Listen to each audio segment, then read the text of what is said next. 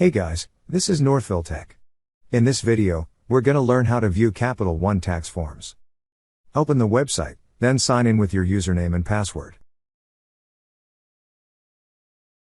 Once you're signed in, click on your Capital One 360 checking account.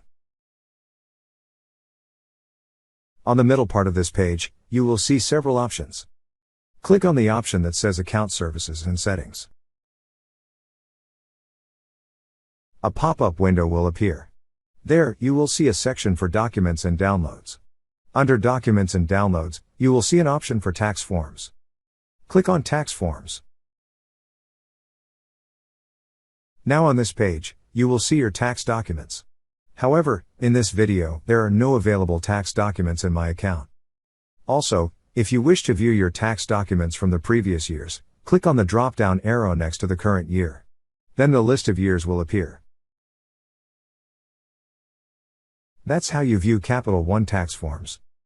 Thank you so much guys for watching, and if you have not yet subscribed to our YouTube channel, please subscribe to our YouTube channel as we create tech videos related to financial apps almost every day.